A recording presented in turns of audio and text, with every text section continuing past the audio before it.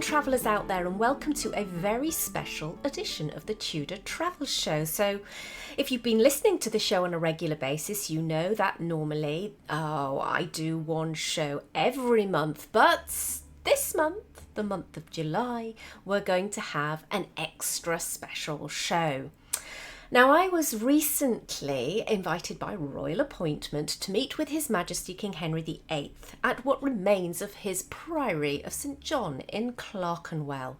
This was once a great religious institution, as you will hear in this podcast.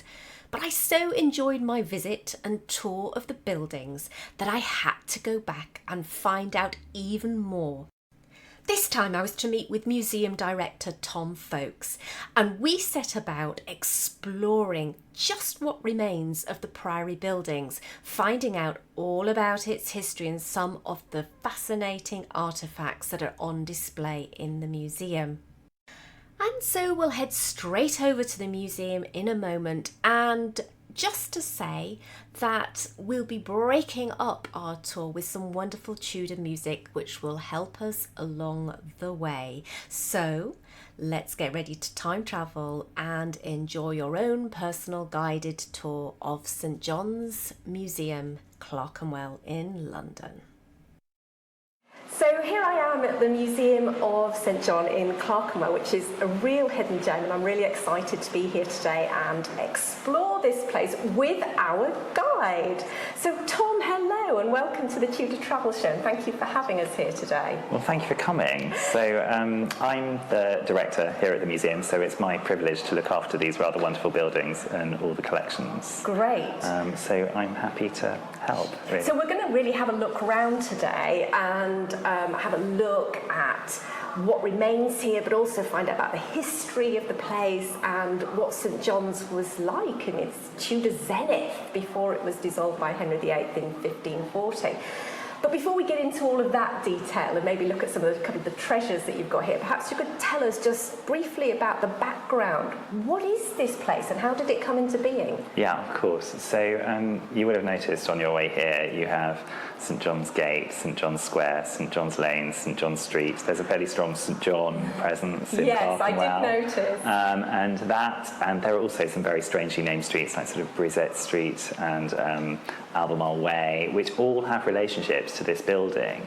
But yeah, the reason why we're here, you can now see this massive gatehouse in Clerkenwell, which many people think is one of the city gates, which would not be absolutely ridiculous, but is wrong.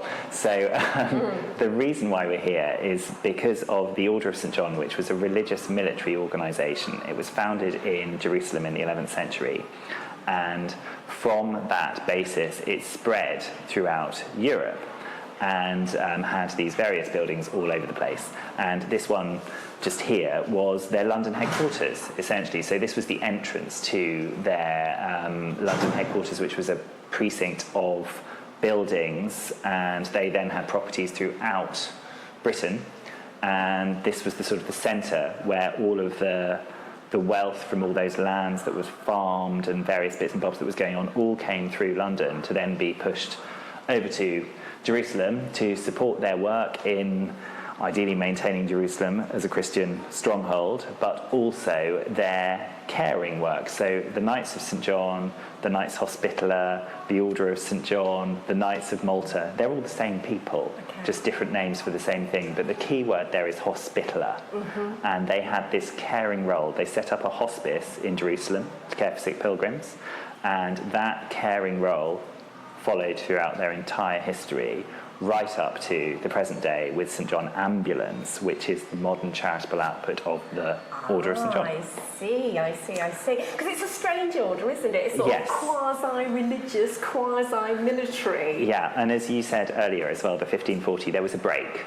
So the original Hospitaller Order and then the Venerable Order today, they're two distinct organisations. The Venerable Order this Anglican order that we have today was established in the 19th century, but alludes back to that first history. So its work today as a caring St John Ambulance charity is inspired by that first work. Okay.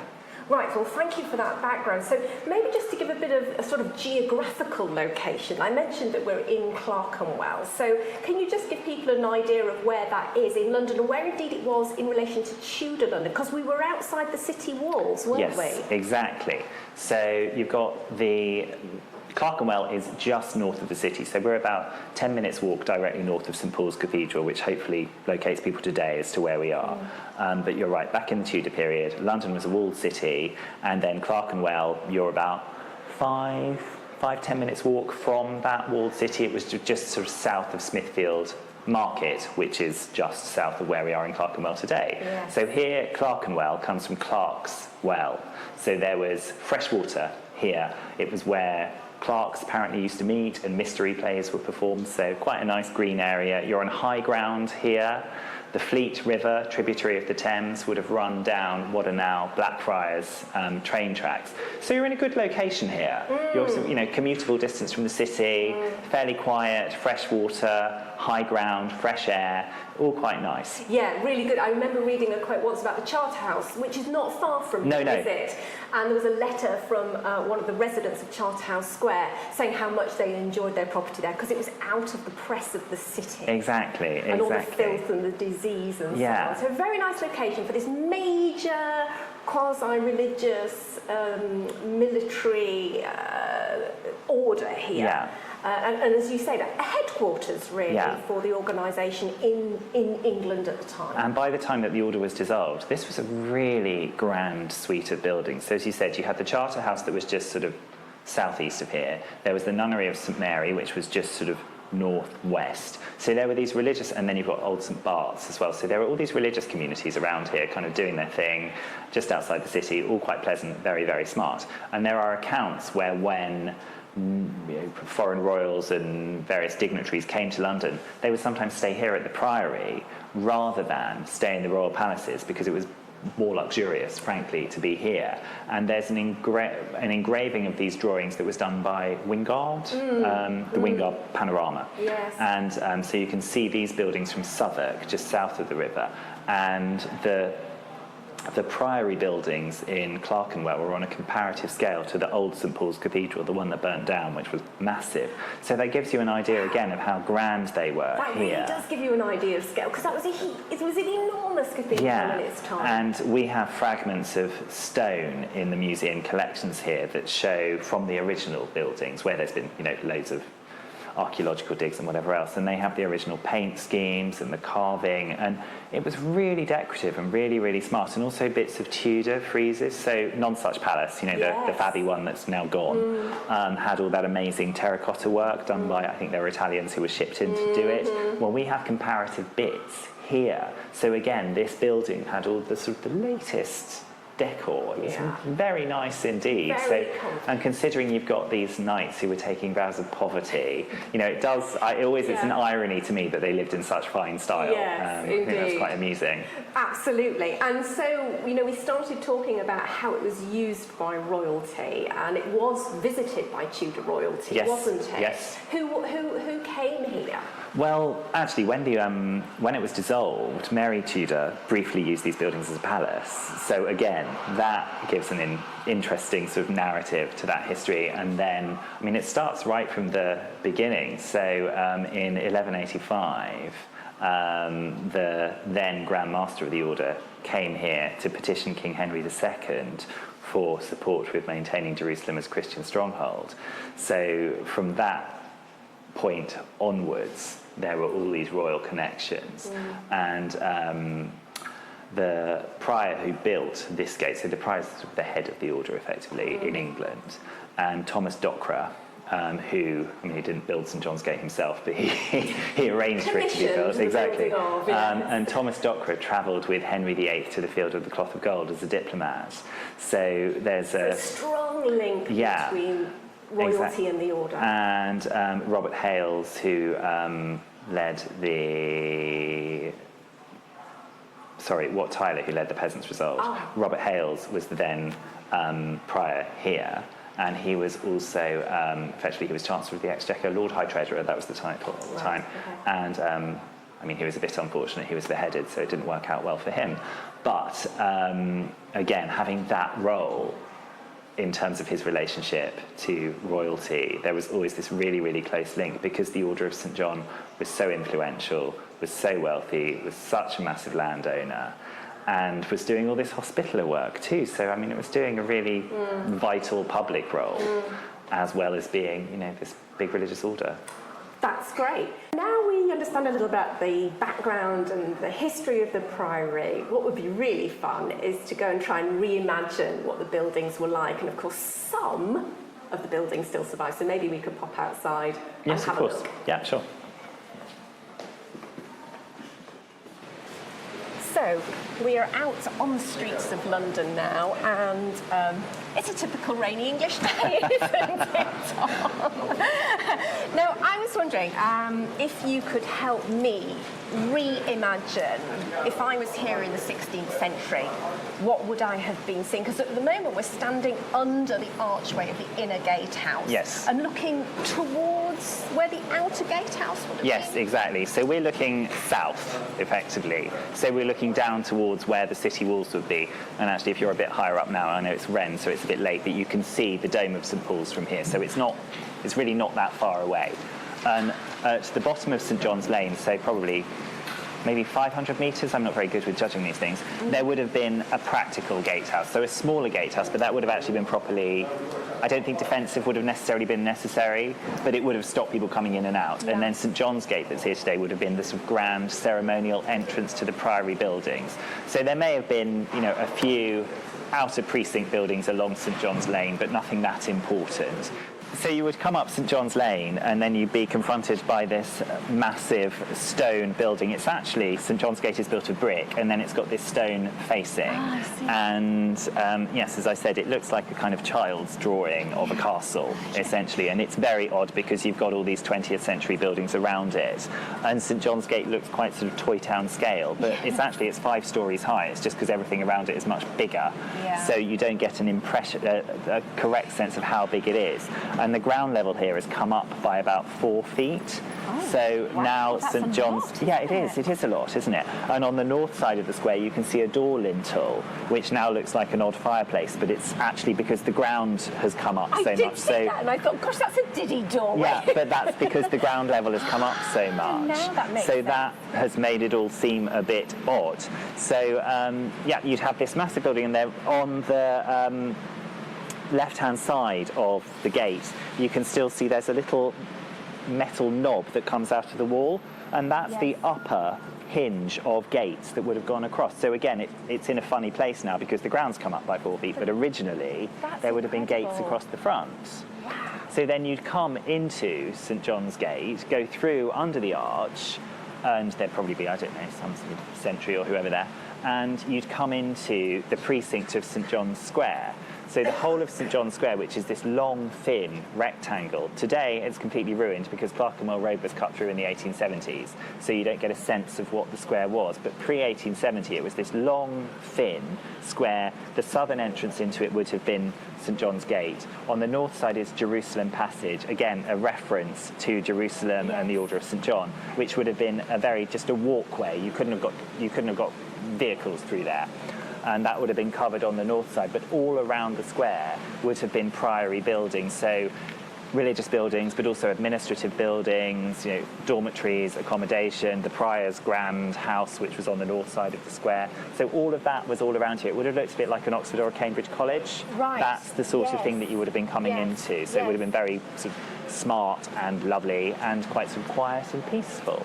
And there would have been a garden here and that kind of stuff too, and laundries, all that kind of everything that you'd have. And today, actually in the Zeta Townhouse, which is a very swanky cocktail bar and hotel on the other side of the square, if you go down into their loos, you can see the original walls of the Priory. And some of the other buildings around the square also have sort of the original Tudor vaults below and things. So there's above ground, it's all very 19th and 20th century, but below ground, there are still some of those things. Yeah. So what can people see today? And we're going to go exploring a little bit in the gatehouse. I think we need to get out of the rain in a minute because it's getting heavier. But what can people see today? There's the gatehouse and also the crypt as well. So visitors, if they come, they can see all the museum galleries, which are open 10 to 5, Monday to Saturday, and are very interesting, Sundays in the summer. And you can come on a guided tour. It's really worth coming on a guided tour day, which are Tuesdays, Fridays and Saturdays, because you see this building is surprisingly big, and then you'll see all of the upstairs rooms, which are, some are Tudor, some are much later, but still very, very beautiful and interesting. And then the crypt and the church on the north side of the square. The crypt dates from the 12th century. It was begun in the 1140s, consecrated in 1185. So it's a really rare survival for a building that's still being used for its original purpose. So shall we go and have a look at it and let's get out of the rain? Okay.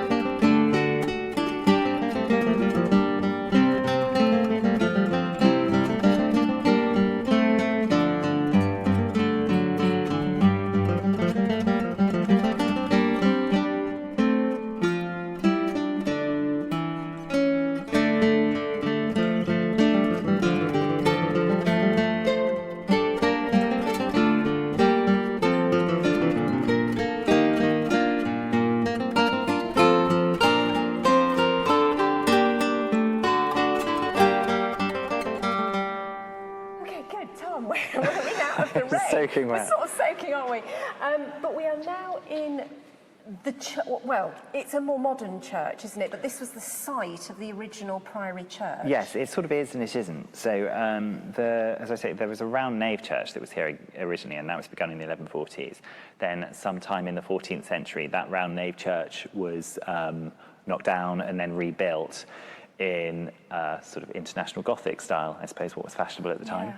And then it was changed and altered and grew, and various building additions were done to it, right up until the 1940s, 1941, when the church was bombed during the Blitz. Okay. So that destroyed pretty much everything above ground, bar the outside walls. And then there was quite a sort of modest redevelopment of the building, which created what you see today. So that's why it's quite odd. It's this strange cream cube. There was quite limited money to pay to do anything, so it had this quite simple approach. And today, the building functions effectively as a private chapel for the Order of St John. So the Order of St John's church services are held here, and investitures of people who are being made members of the Order. The Order is a Royal Order of Chivalry. So those services take place here, and then there are occasional weddings and parties and conferences and all the kind of usual things that happen in a big building. Yeah. So I mean, as you say, it's quite a rectangle. It's sort of a square box. There's some rather Gothic-looking windows, but are they later replacements in terms of or any aspects of the walls that we see original? Well, you can see that some of the stonework is really, really rough, and that is part of the original walls. And the location of some of the windows, so the windows that are on the east wall, there is an engraving by Wenceslas Holler that was done in the second half of the 17th century. Really frustratingly, there are no detailed drawings of these buildings pre-dissolution, so we don't know for accurate what they look like. But that Holler engraving, these buildings, unlike some others, weren't systematically destroyed at the dissolution. They were put to different use. Some bits were taken off to do other stuff with, but there wasn't a mass destruction. And the church here became a private chapel for one of the families who moved into St John's Square. So actually the Earls of, it was the Cecil family, so Burghley House. Right, but the Burghleys, And in that hollow engraving, you can see the windows of the east wall. So although this is 19th century tracery, it replaces the stuff that was destroyed during the bombing. So the walls are in the right place, but pretty much everything else has changed. It's changed. But we have the crypt, as we were mentioning before, so why don't we go down and let's do it. Go and explore. Yeah, I love a good crypt. You never know what you're going to find.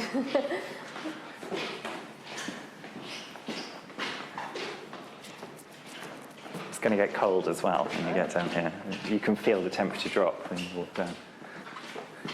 So you can see when you come to the bottom of the stairs, the wall of the original round nave. Oh yes, you can. A really rugged, rough wall, but it's beautifully set off by our salvage kit. But that's what would have come out here. So this would have been quite like the Temple Church. They were consecrated at the same time. Right. So that's the sort of building that you would be looking at here. And I see what you mean about the temperature drop. Yes. It suddenly got really chilly in here. Yeah, you don't want to spend that long down here, actually. So we're going down a few steps and into a very long, elongated crypt with the sort of what would you call it? Vaulting. Vaulted, thank you. The vaulted ceiling.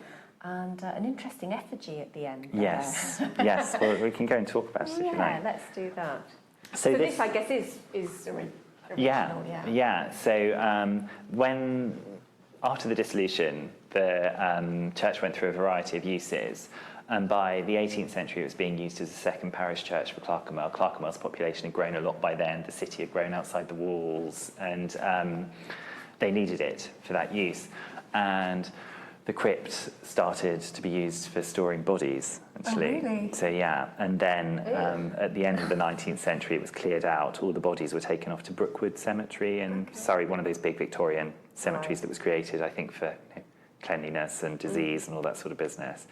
And then this building was restored effectively at the end of the 19th century, but the basics were already here. Yeah. And this would have been really heavily painted.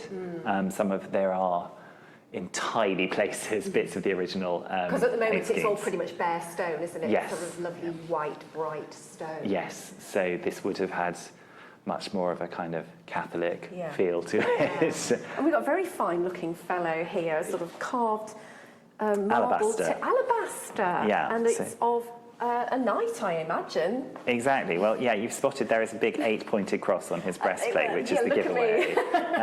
You've learned something. Well done. Today. So this is a Spanish knight of St John, and he dates from the second half of the 16th century. So he's in the right period for the Tudors.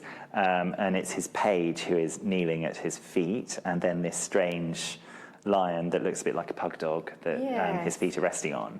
So this is known to be a Spanish knight of St John. It was purchased by Sir Guy Laking at the end of the 19th century. Sir Guy Laking was the royal armourer and was also a member of the Order of St John. There were lots of very influential movers and shakers and pillars of the establishment who were members of the Order of St John when it was founded, and are today as well, actually. And he bought this when the ethics of that sort of thing weren't such concern, and gave it as a gift to the Order here in England. And it was displayed here in the crypt. And the slab that it sits on, so it has this rather sort of sombre, plain stone tomb slab. It's pure set dressing. There is no body here. And it says on the front that it is Don Juan Ruiz de Vergara, who was protector of the Longa of Castile from 1575. That's not correct. It was thought it was correct when it was bought, but subsequent research has shown that that identification is wrong. We know he's a Knight of St John because he's got his 8-pointed cross on his breastplate, but beyond that, I've got no idea who he is. So I'm sure that further research would be able to identify this. Because he's in full military armour, isn't he, as well? Yes. I mean, he was clearly someone very important. This was sculpted by Esteban Jordan, who was sculptor to the Spanish court. So it's a really important piece of tomb sculpture. It's beautiful. It's very well made. And it actually came from Spain when you said it was... from Valladolid Cathedral that was having a big 19th century restoration, and then they cleared out pieces of the tomb sculpture and sold them off. I don't think that would happen these days. No, but I don't think it would. He's a rather handsome fellow, isn't he, with some lovely curly hair. And and you can see he's got a replacement nose. Oh, yes. Noses were always very vulnerable, weren't they? So it's wonderful. And I'm sure that if there, more research would be able to reveal who he is, but that just hasn't happened yet. Yeah, very interesting. Yeah. Good. And there's another one around the corner, Oh, is this is a really interesting and useful one in terms of your area. So you can see this grim-looking fellow around the corner. I know what this is called. It's the Memento Mori, isn't Exactly, it? exactly. So this is one part of what was a much larger tomb sculpture. And as you say, it's a Memento Mori tomb sculpture. So you have this figure, which is supposed to represent a kind of decaying cadaver. And you have his really shrunken rib cage and his horrid shrunken face, and then he's got a funeral shroud that's wrapped around him but is pulled back to reveal his body, and now it's just plain stone, but originally it would have all been covered in gesso and painted to look like a rotting corpse. So really delightful. And this figure would have been sort of almost at floor level, and then at kind of hip level there would be a figure, a much healthier looking figure that would be on display. And the idea is to have the reference of life and death, and how no matter how grand in life we are, in death we're all equal. So that's what this would have represented. And this was originally in St James's Church, which is just north of here. And this figure represents Prior William Weston. So he was the Prior of England who was here when Henry VIII dissolved the monasteries. Ah, so he's very pertinent to our story. Yes, exactly. And Henry gave him quite civilised terms. He was given a pension, and when he was, merrily persecuting various other Catholics, that was, quite a nice thing to have done. Yes, and some of them ended up on gibbets. Yes, so. exactly. So he was doing quite well, and I think it's a sort of an indication as well of how sort of powerful the Order of St John was, but also how esteemed they were, and how he didn't necessarily want to pick too much of a fight. They were the last order to be dissolved. Yes, they were the very last order, weren't they? Yeah, which I think again shows a sort of reluctance and the complexities of what he was dealing with in terms of diplomacy. And they were on Malta. They were. Well, there was international relationships involved, wasn't there? Yeah, I guess? yeah, and they were an international organisation. You're already choosing a battle with the Catholic Church, and do you want to pick another one? So when he died, he was given this pension, but he died on the day that the order was dissolved, and there's this sort of romantic story about it being a broken heart. I think it's probably far more likely that it was stress. Yes. You imagine having to deal with all of that. But anyway, as a result, he couldn't be buried here because this had been dissolved, so he was given a burial in St James's Church. And then in the 18th century, that church was remodelled, I think, by Gibbs, the architect, and the tomb sculptures moved out. They knew who it was, so it was brought back here. Brilliant. But this is just the remaining part. It was one part of a much grander tomb sculpture. And you've got the picture of what that original tomb would have looked like in all its glory. But great that he's come home. Yeah, and again, his body isn't here. It's just the sculpture. Yeah, very good.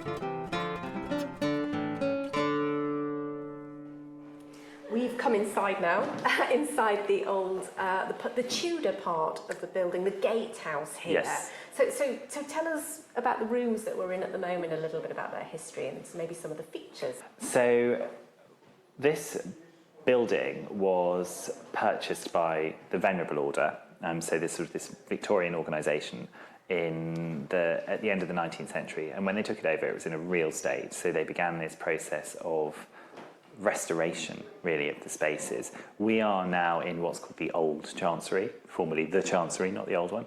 So this was an office, essentially.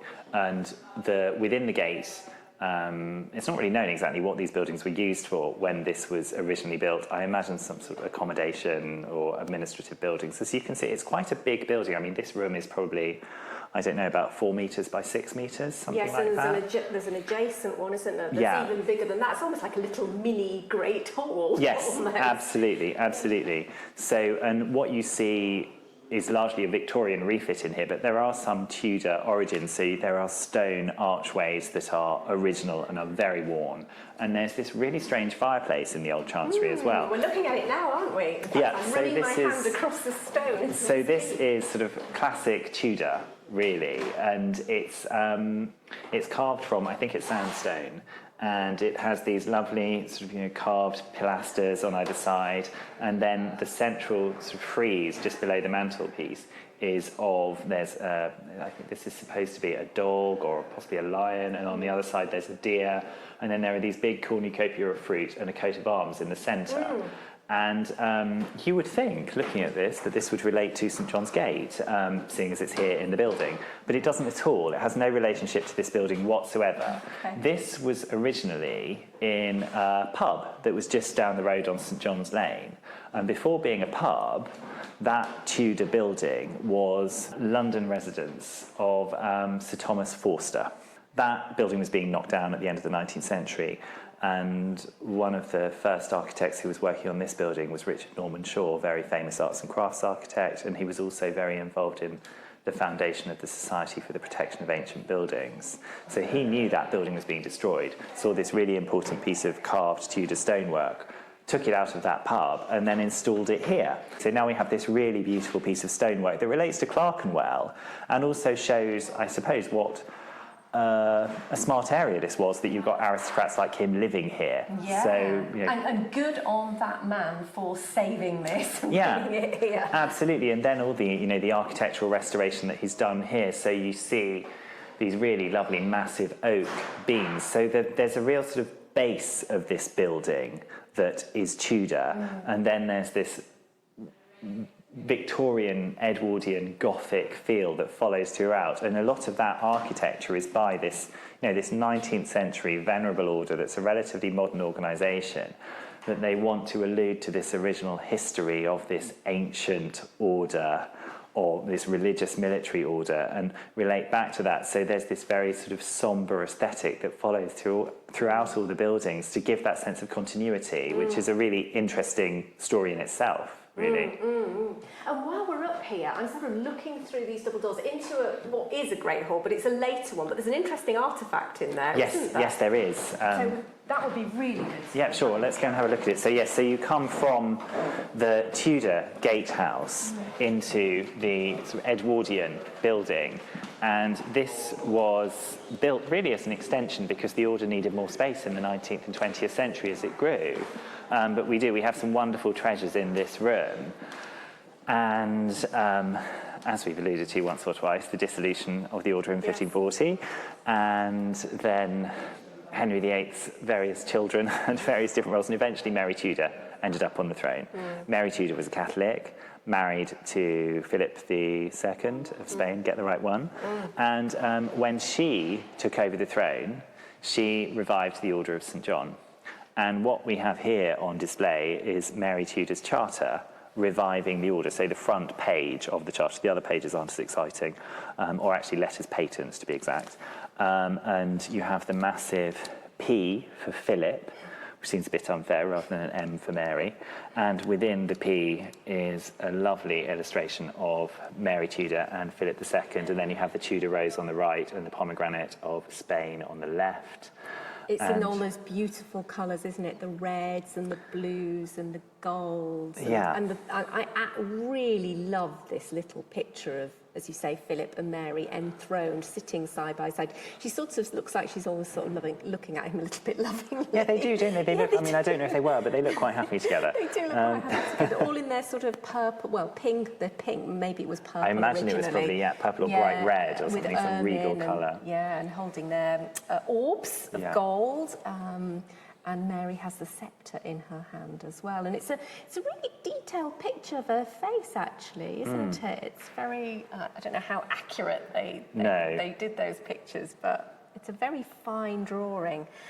And then this lists all the order's properties that were to be returned. But then she died, so it didn't work out so well. But the intention was there. So how long did it revert? Just through the period of her reign until Elizabeth came on the throne? Yes, and then it wasn't exactly that it went into abeyance rather than being absolutely dissolved. So priors of England would continue to be appointed overseas, and actually on the wall of this room are the names of all the priors of England.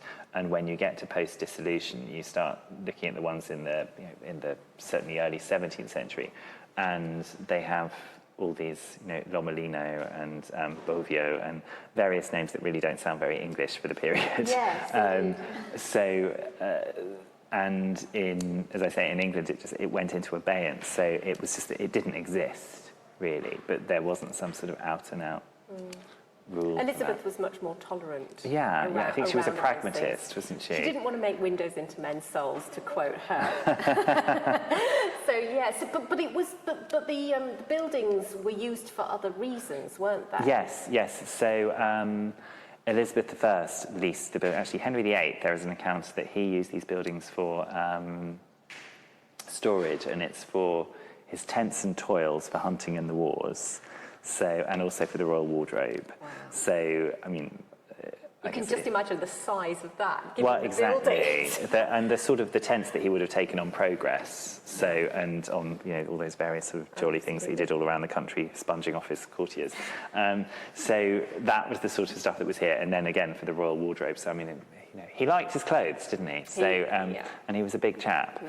So that was what was stored here. I would love to have had a Fertile around that wardrobe. Yeah, that's all I can say. It'd be amazing, wouldn't it? Like Imelda Marcos. Tudor Imelda Marcos. So that was what was going on here. And then under Elizabeth I, the buildings were licensed to the Master of Revels, who licensed Shakespeare's plays. So 30 of Shakespeare's plays were licensed for performance here. And I have this idea in my head that is probably highly inaccurate, but that this was like a sort of early Pinewood studios with, set design and all this sort of business going on. I don't know if that's remotely true, but it makes for a good picture. So Shakespeare would have come here, and the Revels office was here right up until, I think it was 1601. Okay. So quite a long... So pretty much most of Elizabeth's reign. Yeah.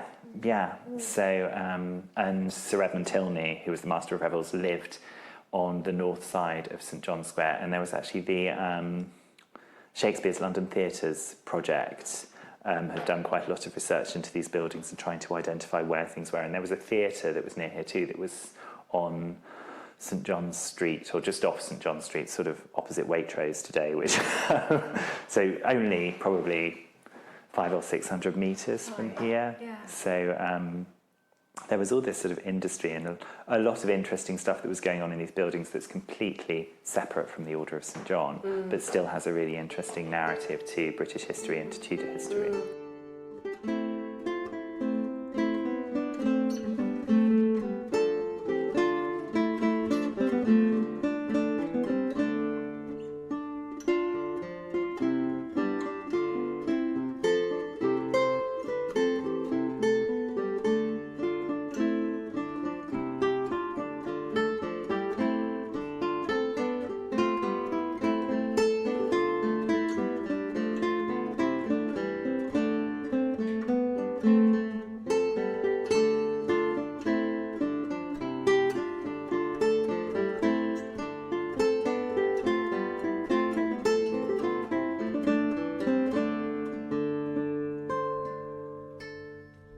Thank you so much, Tom, for spending time with us today. But before we go, I'd just like you to tell people about, coming and visiting and how to get here and what they might want to see and what's going on as well, because you've got some events going on through the summer as well. Yeah, absolutely. I'm more than happy to do the hard sell. So the museum is open from 10 to 5 Monday to Saturday, 10 to 5 on Sundays in July, August and September. If you log on to museumstjohn.org.uk or follow us on Facebook or Twitter and Instagram, it gives all the information about what the museum is doing. We have an amazing programme of public events. You can sign up for an e-newsletter on the main website. We won't pester you, we'll just send you a note about once a month telling you what we're up to. A few of the fun things that we've got going on shortly. We have family programmes all throughout the summer if you want to bring your kids, and most of those are free as well. We have a screening of A Man for All Seasons with a wonderful Tudor connection, which is happening in our 12th century crypt with a pub provided by the Not So Old Jerusalem Tavern, which is in September, and I can't remember the exact date, but it's all on the website. We also have pub quizzes, and we have... What else have we got? We've got escape rooms happening next year, so that's something fun to think about. So, but you've also got your Henry VIII tour. We have. My God, I'm missing the most obvious thing that's happening. Sorry, yes, which is happening throughout the summer, and you can book tickets through Eventbrite. It's all on the museum website in the correct link. It's really, really good fun, and Henry will tell you all about these buildings and his marriage troubles. Indeed, you can get a personally guided tour by Henry VIII himself. So I think that concludes our visit today. Thank you so much, Tom, for taking the time to show us all around. It's a pleasure, absolute pleasure. So that's a big thank you to Tom Foakes, Director of the Museum of the Order of St John. I urge you to think about putting it on your itinerary for a future trip. It's just one of those delicious little hidden gems in London, which is well off the tourist trail. And I don't know about you, but I just love visiting those kind of places.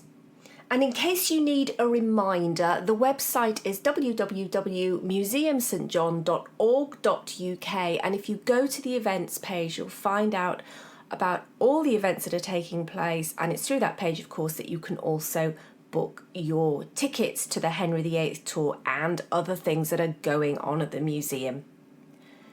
So that's the end of the Tudor Travel Show Extra for this month, but we will be back, of course, in the month of July, so not too long at all. Thanks for joining me on this tour of the Museum of St John in Clerkenwell and London, and I hope you get a chance to visit for yourself very soon.